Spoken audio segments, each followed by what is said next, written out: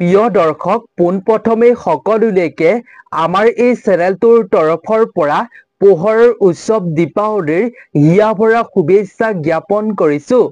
আপোনাৰ লগতে আপোনাৰ পৰিয়াললৈও আমি পোহৰৰ উৎসৱ দীপাৱলীৰ বহুত হিয়া ভৰা শুভেচ্ছা জ্ঞাপন কৰিছো। পোহৰৰ উৎসৱ দীপাৱলীয়ে আপোনাৰ জীৱনটো পোহৰ কৰি তোলক। আপুনি প্ৰতিটো ক্ষেত্ৰতে সফল হওক তাৰেই আমিও কামনা কৰিছো। প্ৰিয় দৰ্শক, কালিলৈ হৈছে পোহৰৰ উৎসৱ দীপাৱলী। দীপাৱলীৰ লগতে কালিলৈ কালী পূজা।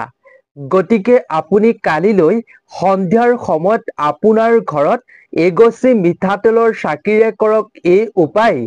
আৰু আপুনি কালিলৈ দিনটোত কেইটামান আপোনাৰ ঘৰখনৰ মংগলৰ বাবে, উন্নতিৰ বাবে কেইটামান গুপ্ত উপায় আপুনি কৰক। লগতে কালিলৈ আপুনি কি কাম কেতিয়াও ভুলতো কৰিব নালাগিব। আমি আজিৰ ভিডিঅ'টো তাৰ ওপৰত ভিত্তি কৰিয়েই প্ৰস্তুত কৰা হৈছে। আমি শাস্ত্ৰ সম্বন্ধীয়ভাৱে এই সকলোবিলাক কথা আপোনালোকৰ লগত আজিৰ এই ভিডিঅ'টোৰ লগত শ্বেয়াৰ কৰিম। গতিকে আজিৰ এই ভিডিঅ'টো আপুনি খুব ধ্যান দি শেষলৈকে চাই থাকিব। আপোনাৰ ঘৰখনৰ পৰা বিভিন্ন ৰোগ ব্যাধি, বিভিন্ন সমস্যা বিপদ বিঘিনি দূৰ হ'ব আপুনি যদি এই দিনটোত এই উপায় কেইটা কৰিব পাৰে। লগতে আপুনি এই কাম কেইটা এই দিনটোত যদি কৰে, তেতিয়াহ'লে ঘৰখনলৈ মহা বিপদ আহিব। দৰিদ্ৰতা দুৰ্ভাগ্যই ঘৰখনক লগ নেৰা হ'ব। সেইবাবে আপুনি জানি থোৱাটো জৰুৰী। দীপাৱলীৰ দিনটোত আপুনি কি কাম কেতিয়াও কৰিব নালাগে। শাস্ত্ৰ সম্বন্ধীয়ভাৱে আমি আজিৰ ভিডিঅ'টোত আপোনালোকৰ লগত শ্বেয়াৰ কৰিম। গতিকে প্ৰিয় দৰ্শক, ভিডিঅ'টোৰ মূল বিষয়বস্তুৰ মাজলৈ আগবঢ়াৰ পূৰ্বে আপুনি কমেণ্টত দেৱী শক্তিৰ নাম অৱশ্যেই লিখিব। লক্ষ্মী দেৱীৰ নামো আপুনি লিখিব পাৰে আৰু মা কালীৰ নামো আপুনি কমেণ্টত ধ্যান কৰিব পাৰে। মুঠৰ ওপৰত আপুনি দেৱী শক্তিৰ নাম অৱশ্যেই ধ্যান কৰিব। লগতে এই ভিডিঅ'টোত আপুনি এটা লাইক কৰি আমাৰ ভিডিঅ' বনোৱাত মনোবল বঢ়াব বুলিও আশা কৰিছো। লগতে আপুনি যদি শাস্ত্ৰ সম্বন্ধীয় বিভিন্ন নজনা কথা, বিভিন্ন প্ৰতিকাৰ জানিব বিচাৰে, তেন্তে এই চেনেলটো আপুনি ছাবস্ক্ৰাইব কৰি ৰাখিব। প্ৰিয় দৰ্শক, দীপাৱলীৰ দিনা প্ৰতি ঘৰতে এগছ হ'লেও বন্তি জ্বলায়। কিন্তু প্ৰিয় দৰ্শক, বহু লোকে নাজানে এই দিনটোত বন্তি জ্বলোৱাৰ কিছুমান যে বিশেষ নিয়ম আছে। এই শাস্ত্ৰৰ বিশেষ নিয়ম যদি আপুনি মানি নচলে আৰু আপুনি যিকোনো প্ৰকাৰে যিকোনো নিয়ম নজনাকৈয়ে যদি আপুনি এই দিনটোত চাকি বন্তি জ্বলায়, তেতিয়াহ'লে আপোনাৰ ঘৰখনলৈ মহা বিপদহে আহিব। সঠিকভাৱে যদি আপুনি জ্বলাব পাৰে চাকি বন্তি, তেতিয়াহ'লে ঘৰৰ পৰা বিভিন্ন অপায় অমংগল, বিপদ বিঘিনি, বিভিন্ন দোষৰ পৰা আপুনি মুক্ত হোৱাটো নিশ্চিত। সেইবাবে সঠিক নিয়মত চাকি বন্তি জ্বলোৱাটো দীপাৱলীৰ দিনা, কালী পূজাৰ দিনা অতিকৈ জৰুৰী। অতীজৰে পৰা এই পৰম্পৰা চলি আহিছে দীপাৱলীৰ দিনা সন্ধিয়া চাকি বন্তি জ্বলোৱাৰ। প্ৰিয় দৰ্শক, দীপাৱলী কেৱল এটা অনুষ্ঠানেই নহয়, ই আমাৰ সংস্কৃতি আৰু ধৰ্ম আৰু জীৱনৰ মূল্যবোধৰ এক গুৰুত্বপূৰ্ণ অনুষ্ঠান। যিদিনাখন ৰামচন্দ্ৰই নিজৰ ঘৰখনলৈ 14 বছৰ বনবাস খাটি উভতি আহিছিল, সেই দিনটোত চাকি বন্তি জ্বলাই পোহৰেৰে আনন্দ ফূৰ্তি কৰি আদৰণি জনাইছিল ভগৱান শ্ৰী ৰামচন্দ্ৰক। আৰু তেতিয়াৰে পৰা এই দিনটো দীপাৱলী হিচাপে পালন কৰি অহা হৈছে। প্ৰিয় দৰ্শক, পোহৰৰ উৎসৱ দীপাৱলীয়ে ঋণাত্মক শক্তিৰ আন্ধাৰ দূৰ কৰি ধনাত্মক শক্তিৰ পোহৰ সঞ্চয় কৰে, পোহৰ বিয়পাই দিয়ে। দীপাৱলীৰ এই বিশেষ দিনটোত সকলোৰে জীৱনত থকা বিভিন্ন অসুবিধা নাশ কৰি পেলায়। লগতে প্ৰিয় দৰ্শক, দীপাৱলী উৎসৱ অশুভৰ ওপৰত শুভৰ জয়ৰ প্ৰতীক। এই দিনটোত মানুহে চাকি বন্তি জ্বলাই পোহৰৰ উৎসৱ পালন কৰি মানুহৰ জীৱনৰ পৰা আন্ধাৰ দূৰ কৰি পোহৰ আনে। আৰু আপুনি নিশ্চয় জানে, ঘৰখনত চাকি বন্তি জ্বলালে দেৱ দেৱতাসকল খুবেই প্ৰসন্ন হয় আৰু সেইখন ঘৰত সকলো দেৱ দেৱতাৰ কৃপা থাকে। কেৱল ইমানেই নহয়, সেইখন ঘৰৰ পৰিৱেশটো সুন্দৰ হৈ থাকে, ঘৰখনৰ মাজত পৰিয়ালৰ মাজত সুখ সমৃদ্ধি মিলাপ্ৰীতিৰ এক খুব ভাল পৰিৱেশ দেখা পোৱা যায়। লগতে পোহৰৰ উৎসৱ দীপাৱলীৰ উপলক্ষে আপুনি কালিলৈ দীপাৱলীৰ দিনটোত যদি চাকি বন্তি ঘৰখনত জ্বলাই পোহৰ কৰে, ইয়াৰ ফলত ঘৰখনৰ পৰা বাস্তু দোষ দূৰ হয়। আপুনি সেই চাকি বন্তি যেতিয়া জ্বলাব, সেই চাকি বন্তি জ্বলোৱাৰ পূৰ্বে আপুনি চাকি গছ ভালদৰে আপুনি ধুব আৰু ধুই পেলাই আপুনি ৰ'দত শুকুৱাব আৰু তাৰ পাছত সেই চাকি বন্তি আপুনি সন্ধিয়াৰ সময়ত জ্বলাব। লগতে আপুনি যি গছ বন্তিৰ বাবে যিডাল শলিতা ল'ব, সেই শলিতাডাল আপুনি ভাল ব্যৱহাৰ কৰিব, যাতে বাৰে বাৰে সেই শলিতাডাল নুমাই নাযায়। তেনে হোৱাটো অশুভ, কিন্তু আপুনি ভালদৰে চাই ল'ব শলিতাডাল। লগতে আপুনি যি চাকি বন্তি জ্বলাব, সেই চাকি বন্তিত আপুনি শুদ্ধ ঘিউ তেলহে ব্যৱহাৰ কৰিব। ঘিউ চাকি বন্তি জ্বলালে অতি শুভ আৰু দেৱতাসকল অতি সোনকালেই প্ৰসন্ন হয়। লগতে আপুনি চাকি জ্বলোৱাৰ সময়ত সদায় উত্তৰ আৰু পূব দিশত আপুনি জ্বলাবলৈ চেষ্টা কৰিব। অতি শুভ বুলি শাস্ত্ৰত কোৱা হৈছে, এই দিশত চাকি বন্তি জ্বলালে। চাকি বন্তি জ্বলোৱাৰ সময়ত আপুনি ওম বা অন্য যিকোনো মন্ত্ৰ, দেৱীৰ মন্ত্ৰ, দেৱতাৰ মন্ত্ৰ, ভগৱান বিষ্ণুৰ মন্ত্ৰ, লক্ষ্মী দেৱীৰ মন্ত্ৰ জপ কৰাটো অতি ফলদায়ক বুলি কোৱা হৈছে। আপুনি দীপাৱলীৰ দিনা কিমান গছ চাকি বন্তি জ্বলাব লাগিব? আপুনি এই দিনটোত আপুনি যিমান মন যায় সিমান চাকি জ্বলাব পাৰে। কিন্তু এটা কথা আপুনি মনত ৰাখিব লাগিব, আপুনি এনেকৈ চাকি বন্তি জ্বলাব, জ্বলালে 7 গছি জ্বলাব, 5 গছি জ্বলাব, 9 গছি জ্বলাব, 21 গছি জ্বলাব, নাইবা আপুনি 51 গছি জ্বলাব, নাইবা আপুনি 108 গছি জ্বলাব পাৰে। অৰ্থাৎ আমি আপোনালোকক ক'ব বিচাৰিছো, আপোনালোকে চাকি সদায় বিজুৰীয়াকৈ জ্বলাব। বিজুৰীয়াকৈ চাকি জ্বলোৱাটো অতি শুভ বুলি শাস্ত্ৰত গণ্য কৰা হৈছে। কেৱল আপুনি চাকি বন্তি জ্বলালেই নহ'ব, চাকি বন্তি জ্বলোৱাৰ সময়ত আপোনাৰ মনত ইতিবাচকতা থাকিব লাগিব। ভাল চিন্তা, ভগৱানৰ প্ৰতি ভক্তি থাকিব লাগিব। তেতিয়াহে আপুনি যি চাকি বন্তি জ্বলাব, সেই চাকি বন্তিৰ পৰা নিৰ্গত হোৱা পোহৰে আপোনাৰ জীৱনলৈ ইতিবাচক শক্তিৰ প্ৰভাৱ পেলাব।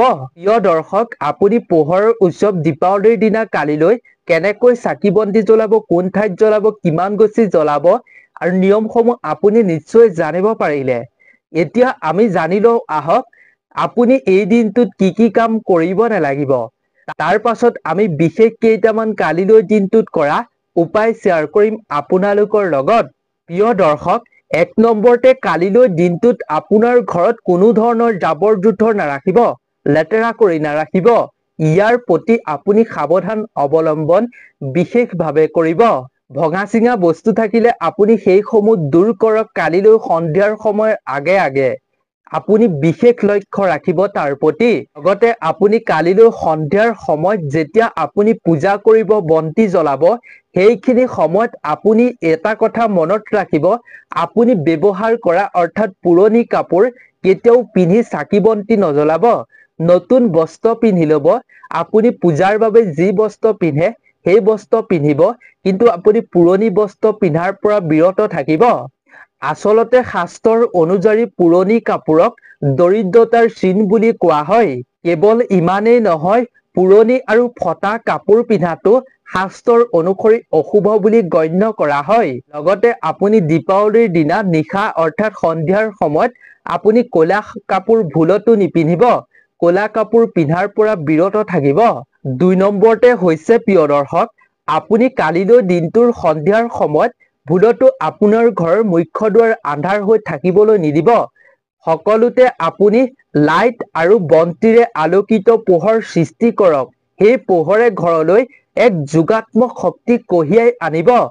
আচৰিত শক্তি আপোনাৰ ঘৰৰ ভিতৰত সোমাই পৰিব, যাৰ ফলত আপোনাৰ ঘৰৰ পৰা সমস্ত দুখ কষ্ট নাশ হ'ব আৰু বেমাৰ ব্যাধিও দূৰ হ'ব ঘৰৰ পৰা। লগতে আপুনি কালিলৈ সন্ধিয়াৰ সময়ত আপোনাৰ ঘৰৰ দৰ্জা খিৰিকী খুলি ৰাখিব, যাতে আপোনাৰ ঘৰলৈ সকলো দেৱ দেৱতা আৰু দেৱী শক্তিৰ আগমন হয়। মুঠৰ ওপৰত কালিলৈ আপুনি সকলো ঠাই পোহৰ কৰি ৰাখিব। তিনি নম্বৰতে হৈছে দীপাৱলীৰ কালিলৈ দিনটোত আপুনি চুলি দাড়ি নখ কটাটো একেবাৰে অশুভ। এনে কাৰ্য কৰাৰ পৰা বিৰত থাকিব। লগতে আপুনি কালিলৈ দীপাৱলীৰ দিনা সন্ধিয়াৰ সময়ত চাকি বন্তি জ্বলোৱাৰ সময়ত বা পূজা কৰাৰ সময়ত আপুনি জোৰ জোৰকৈ হাত চাপৰি নবজাব, বাদ্যযন্ত্ৰ নবজাব। লক্ষ্মী দেৱীয়ে বাদ্যযন্ত্ৰৰ মাত হুলস্থুল পৰিৱেশ একেবাৰে পচন্দ নকৰে।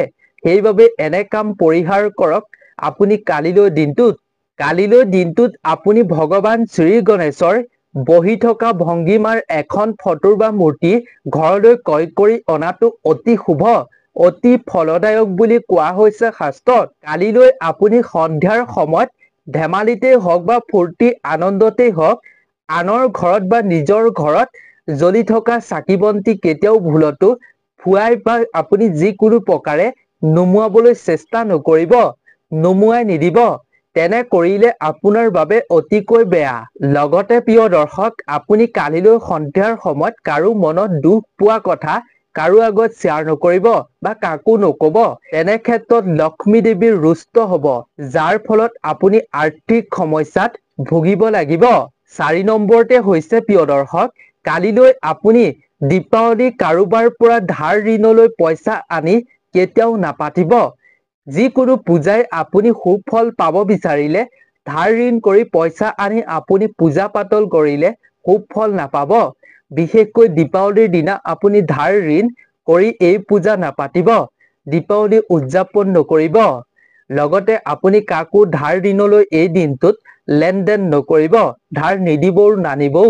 দীপাৱলীৰ দিনা ধাৰ দিয়াজন আৰু অনাজন দুয়োজনৰ ক্ষেত্ৰতেই আৰ্থিক সমস্যাত ভোগাটো নিশ্চিত। টকা পইচাৰ ক্ষেত্ৰত তেওঁলোক সমস্যাত ভুগিবলগীয়া হ'ব আগন্তুক দিনসমূহত। প্ৰিয় দৰ্শক, এতিয়া আমি সুন্দৰভাৱে জানি লওঁ আহক কালিলৈ দীপাৱলীৰ দিনা আপুনি কি উপায় অৱলম্বন কৰিব লাগিব। 1 নম্বৰতে হৈছে কালিলৈ সন্ধিয়াৰ সময়ত আপুনি এটা মাটিৰ চাকি ল'ব আৰু তাত আপুনি মিঠাতেল দিব। মিঠাতেল দি আপুনি ভক্তি মনেৰে সঁচা হৃদয়েৰে আপুনি এজোপা আহঁত গছৰ তলত আপুনি সেই মিঠাতেলৰ চাকি বন্তি গছ জ্বলাই দিব। দীপাৱলীৰ দিনা আহঁত গছৰ তলত মিঠাতেলৰ এগছ চাকি যদি আপুনি জ্বলাব পাৰে ভক্তি মনেৰে সঁচা হৃদয়েৰে, তেতিয়াহ'লে আপুনি ইয়াৰ পৰা এক আচৰিত শক্তি লাভ কৰিব। আপুনি চাকি বন্তি গছ জ্বলাব আৰু আপুনি পাছলৈ ভুলতো ঘূৰি নাচাব। আপুনি চিধা ঘৰলৈ আহিব, পাছলৈ কেতিয়াও ভুলতো নাচাব। এইটো হৈছে প্ৰথমটো উপায়। এই সৰু উপায় আপুনি কৰক, নিজেই ইয়াৰ ফল দেখিবলৈ পাব। 2 নম্বৰ উপায়টো হৈছে প্ৰিয় দৰ্শক, কালিলৈ দীপাৱলী আৰু কালী পূজা। গতিকে এই মহাসংযোগত আপুনি দীপাৱলীৰ নিশা গংগা পানীত এটা ৰূপৰ মুদ্ৰা ৰাখিব। যদি আপুনি ৰূপৰ মুদ্ৰা ৰাখিব নোৱাৰে তেন্তে এটা এটকীয়া মুদ্ৰা ৰাখিব। ঘৰত কাজিয়া পচাল হৈ থাকিলে সেই সকলোবিলাক দূৰ হ'ব। তাৰ পাছত প্ৰিয় দৰ্শক, আপুনি পিছদিনা সেই গংগাৰ পানীখিনি আপোনাৰ ঘৰৰ সকলো কোঠালিতে ছটিয়াই দিব আৰু যিখিনি পানী বাচি যাব সেই পানীখিনি আপুনি এজোপা ডাঙৰ গছৰ তলত দি দিব আৰু তাত যিটো আপুনি মুদ্ৰা ৰাখিছিল, ৰূপৰে হওক বা এটকীয়া মুদ্ৰাই হওক, আপুনি সেই মুদ্ৰাটো আপোনাৰ মণি বেগত ৰাখিব। মণি বেগ কেতিয়াও খালী নহ'ব লক্ষ্মী দেৱীৰ কৃপাত। 3 নম্বৰ উপায়টো হৈছে প্ৰিয় দৰ্শক, দীপাৱলীৰ নিশা আপুনি 5টা গোমতী চক্ৰ ল'ব আৰু তাৰ চৌদিশত আপুনি ভেৰমিলিয়ন লগাব আৰু তাৰ পাছত আপুনি হনুমানৰ শ্ৰীচৰণত এটা এটাকৈ আপুনি সেই গোমতী চক্ৰসমূহ আগবঢ়াই দিব আৰু পিছদিনা সেই গোমতী চক্ৰসমূহ আপুনি এখন ৰঙা কাপোৰত বান্ধি আপোনাৰ কোঠালিটোত এটা চুকত আপুনি লুকুৱাই ৰাখক।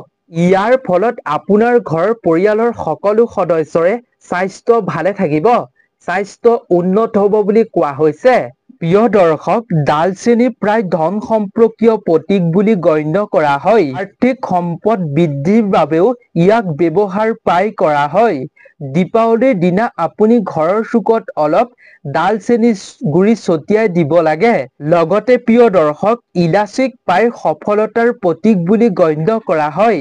ই আৰ্থিক উন্নতিৰ বাবেও ইয়াক ব্যৱহাৰ কৰা হয়। দীপাৱলীৰ দিনা আপুনি মণিবেগ বা ধনৰ বাকচত ইলাচি ৰাখিব পাৰে।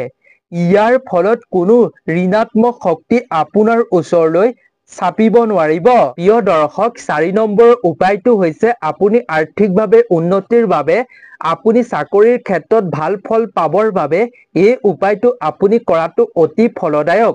যদি কষ্ট কৰি সুফল পোৱা নাই তেন্তে এই উপায়টো অতি ফলদায়ক বুলি কোৱা হৈছে। ইয়াৰ বাবে আপুনি দীপাৱলীৰ দিনা নিশা আপুনি 5 টুকুৰা চুপাৰী আৰু 5 টুকুৰা আপুনি কড়ি আৰু 5 টুকুৰা কেঁচা হালধি ল'ব আৰু তাৰ পাছত গংগা পানীৰে আপুনি ধুব আৰু তাৰ পাছত ধুই লোৱাৰ পাছত এখন ৰঙা কাপোৰত বান্ধি আপোনাৰ ধন থোৱাৰ ঠাইত ৰাখিব। ইয়াৰ ফলত আপোনাৰ ঘৰত আৰ্থিক উন্নতি হ'ব, আয় বৃদ্ধি হ'ব। আজিৰ এই ভিডিঅ'টো ইমানেই আছিল। আশা কৰোঁ ভিডিঅ'টো চাই আপুনি নিশ্চয় এই সকলোবিলাক কথা দীপাৱলীৰ দিনা, কালী পূজাৰ দিনা কৰা আপুনি প্ৰতিটো কথা জানিব পাৰিলে। গতিকে আজিৰ ভিডিঅ'টো ইমানেই আছিল। আশা কৰোঁ নিশ্চয় ভিডিঅ'টো চাই উপকৃত হৈছে। আপোনাৰ লগতে আৰু 10 জনকো উপকৃত কৰিব আজিৰ এই ভিডিঅ'টো শ্বেয়াৰ কৰি। গতিকে পুনৰ এবাৰ সকলোলৈকে পোহৰৰ উৎসৱ দীপাৱলীৰ বহুত বহুত শুভেচ্ছা জ্ঞাপন কৰিছোঁ। গতিকে আপোনালোক সকলো ভালে থাকক, সুস্থ থাকক, তাৰে আমিও কামনা কৰিছোঁ। ধন্যবাদ।